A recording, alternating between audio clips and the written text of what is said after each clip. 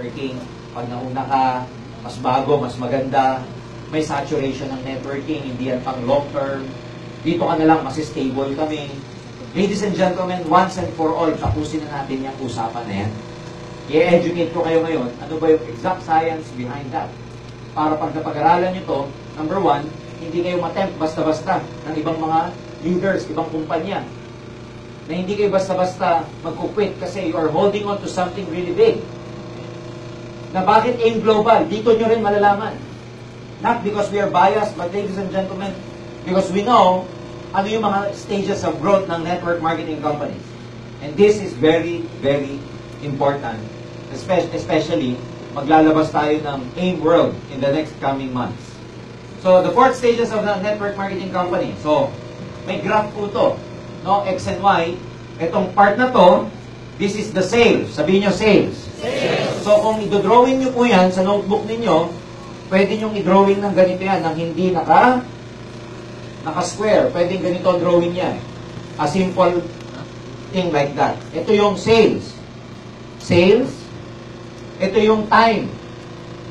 Ito, time. Ganun, time. So, sales and time. So, pagdating sa sales, meron lang ditong very significant na amount ng sales na titignan natin. In terms of dollars, meron lang akong nilagay dito. Makikita nyo yan. Ano nakalagay? 50. In terms of dollars, that's $50 million in annual sales. I-explain ko mamaya bakit ko po ginawa yan. Okay, so, the 4th growth stages, this is the sales, this is the time. And where we have a point of reference, ito yung 50 million. Ito, ano to? Sa basic math, ano tawag dito? Ito, magkano to? Ito. Ulit, magkano? Zero yan. Okay? O, tapos, nilagyan lang natin ng reference, 50 million. Ang unang-unang stage ng networking, pag nagbukas, magkano benta? Nagbukas ngayon, magkano benta? Eh di wala. Zero. Ang tawag sa stage na yon, from 0 pataas, is the concentration stage. I'm sorry, is the formulation stage. Sabihin nyo, formulation. Formulation. So, from the word itself, any network marketing companies, open lang at, trying hard na mag-pick up ang sales is what you call the formulation stage. Bakit formulation? From the word itself, formulate pa lang ng marketing plan. Wala pang tangible proof na kumikita ang mga tao. Wala pang may mga sasakyan. Wala pang mga sariling opisina. Hindi pa sila visible in major cities. Formulation, wala pang masyadong gumaling sa produkto. Formulation, yan po yung tinatawag by definition, ladies and gentlemen, is the first phase of a network marketing company's growth. It is equivalent or it corresponds to the ground floor phase. Parang isang building na ang natatapos pa lang ay ground floor. Pag ground floor building, pwede nang i-occupy, hindi pa? Hindi pa. So, during the formulation stage, ladies and gentlemen, okay, dito maraming danger na nagsasara ang company. Why? Kasi ito yung pagkakataon na hindi nila na-foresee or na-anticipate yung marketing plan, whether mag-work or not. Whether mag-overpay or hindi. Ano yung mag-overpay? Nakarinig na ba kayo ng mga companies na, ang lakas-lakas sa una, tapos bigla nilang binago yung marketing plan by changing the amount of the pairing bonus, for example. Halimbawa, may isang company, nag-put up sila, when they were starting, ang pairing bonus, 2,500. Ang kanilang marketing pitch, dito na lang kayo sa amin, mas malaki kaysa dyan sa AIM Global, 1,500 lang. Dito na lang kayo sa amin, walang gift certificate, ang 5th pair, all cash. Dyan sa AIM Global, every 5th pair, GC. Guess what? After 1 year, they changed their marketing plan. From 2,500, they changed it to 1,800. Yung pairing. So, pag ikaw ang kumikita doon, ang laki ng grupo mo, nasanay ka na ang pairing 2,500, 2,500, 2,500, binago ng kumpanya, 1,800 na lang. Ano mangyayari? Liliit ang income. Bakit may mga ganong kumpanya? Kasi along the way, nag-overpay na sila. Meaning, mas malaki na ang bonus na binibigay kesa pumapasok. Any company magbi-bleed, dudugo. So they need to change the marketing plan. Hindi natapos doon. From 1.8, after another 6 months, binago nila to 1,000 pesos na lang. What if leader ka sa kumpanya ngayon na kumikita ka? Ang laki dati ng kinikita mo. 2.5, 2.5, 2.5, 2.5. 1,000 na lang ngayon. That's how much drop in terms of percentage. 150. 150% drop in your income. May binabayaran ka kotse, bahay, may payables ka, in-enroll mo yung anak mo sa magandang eskwelahan. Kasi alam mo, tuloy-tuloy ang pasok ng pera. What happened? In short, maraming tao, distributors na sasaktan sa ganyan, they ended up leaving the company. Pag iniwan yung kumpanya ng maraming leaders, nagsasara. It's very dangerous. Now ask me, ito ba ang best time para mag-join ng networking, yung bago? That's the hardest part to join a network marketing company. Myth lang yung tinatawag na masarap yan dahil pioneer, no? Let me tell you, ang AIM Global dumaan din dyan.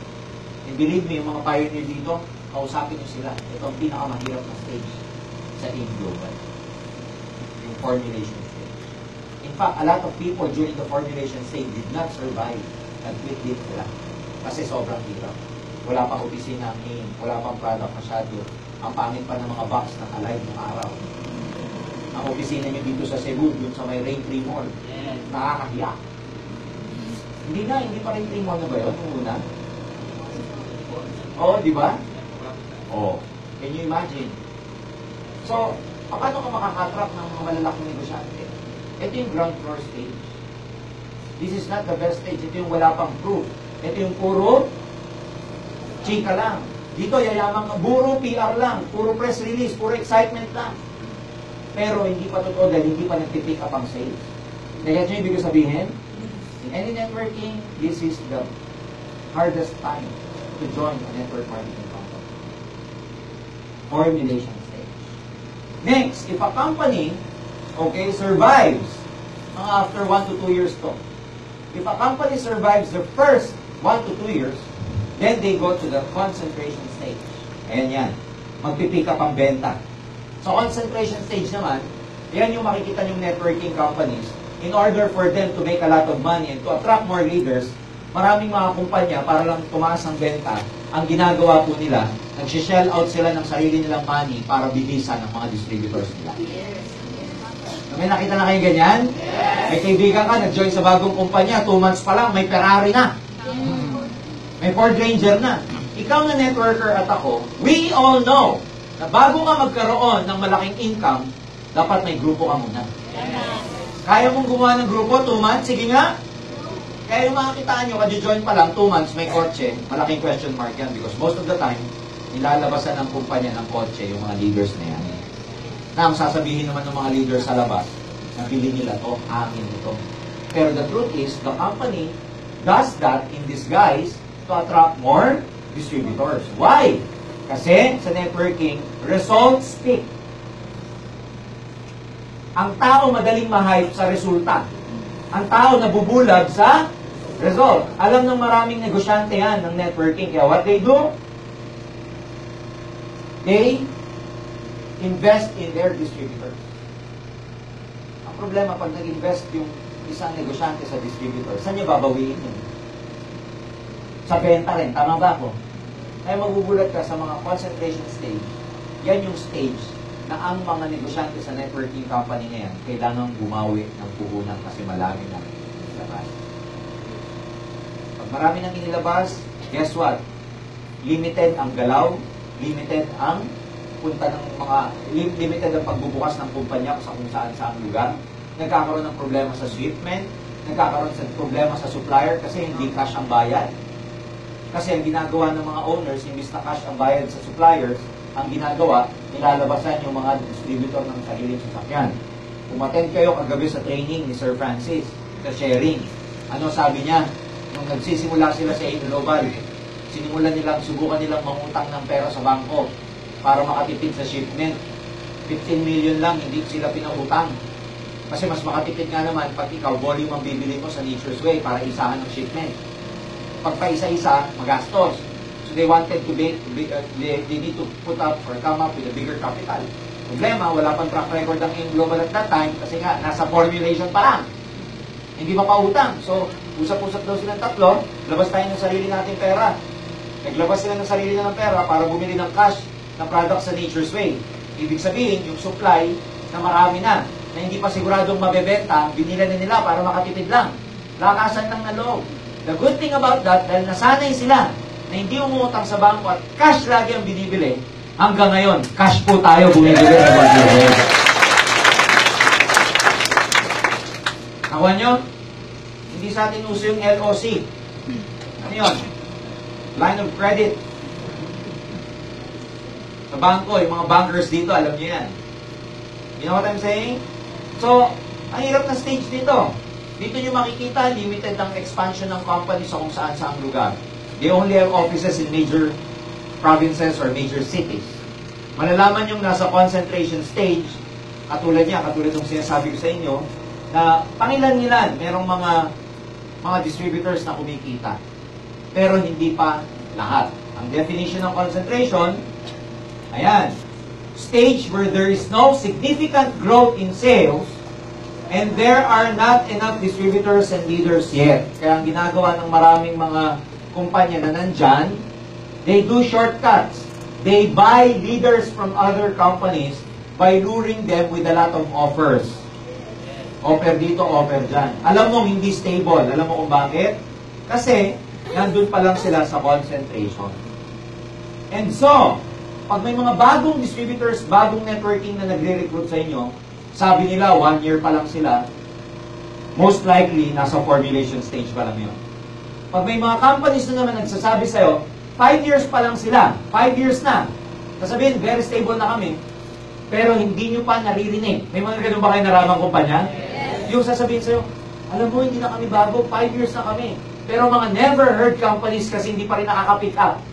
Marami yan eh. Ang tagal na pero hindi maka-pick up. 5 taon na, 6 na taon na, existing sila pero hindi maka-pick up. Bakit? Nasa concentration stage pa rin. Iba nga dyan, 9 years na. Concentration pa rin. Kaya pag may nagre-recruit sa inyo, na bago pa lang, sabihin nyo sa kanya, formulation. Ha? Tama ba? Oo. Pag may nagre-recruit sa inyo, matagal na pero hindi nyo narinig, concentration pa lang kayo. Pag sinabi niya, ano yung mga pinagsasasabi mo? Attend ka ng training namin, malalaman mo. Aral na? Wala silang training na to, kaya hindi nila alam yan.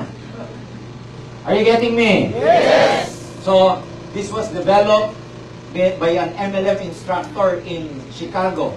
Yung tawag dyan, University of Illinois in Chicago. Kasi meron pong short course doon about MLM. Doctor siya, PhD. Ang pangalan, Dr. Charles King. He devised this. Hindi galing sa akin ito. So this is scientifically backed. Parang back up to scientifically. Okay? So, concentration stage. Now, the third stage, ladies and gentlemen, malalaman mong nasa third stage pagka pumalo ang benta ng $50 million, which is equivalent to 2.5 billion pesos. When a company reaches 2 billion to 2.5 billion in sales turnover, benta, then that company, that sales growth is in the momentum stage. Biglang pipick up from 50 million, na-reach nila yung 50 million or 2.5 billion, biglang pipick up yan. And that's the fastest growth. Tidal wave. Tsunami yan. Ang tawag dyan, it's the momentum stage. Momentum stage, ano yan? Maraming kumikita. Solid result. Ang daming mga distributors happy. Ang daming gumaling sa product. Proven na marketing plan. Stable na yung marketing plan. Ang daming expansion everywhere. All over the world. Ang daming mga opisina sa kung saan-saan. Nagtatayo ng sariling building. Stable ang training, maganda ang support system, may technology, may experience sa mga may-ari. Meaning, kumbaga sa sale, kumbaga sa sailing or pagbiyahe, very smooth sailing na siya. And ibig sabihin, ito yung stage wherein Marami mga distributors ang may result kumikita during the momentum stage. Ang definition niyan, momentum, this is the most rapid growth in sales and recruitment, talagang nagpipick up.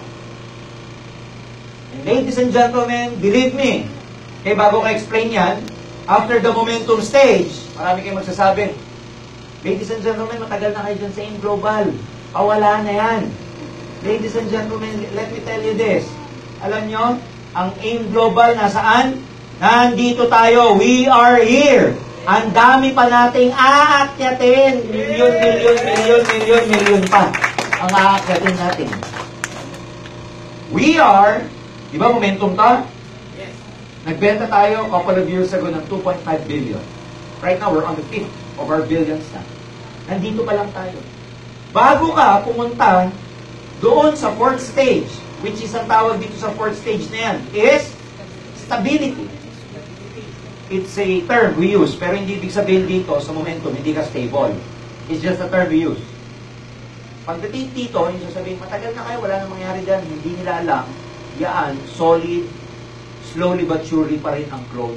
Kaya lahat ng sasama dyan, walang ibang pupuntahan. Yayaman at yayaman at yayaman at yayaman. So dito nyo malalaman na hindi po siya una-unahan. And the best time, ladies and gentlemen, to join any network marketing company, stability, the long-term phase of a network marketing company, ang pinaka best time to join any network marketing company is in the momentum stage.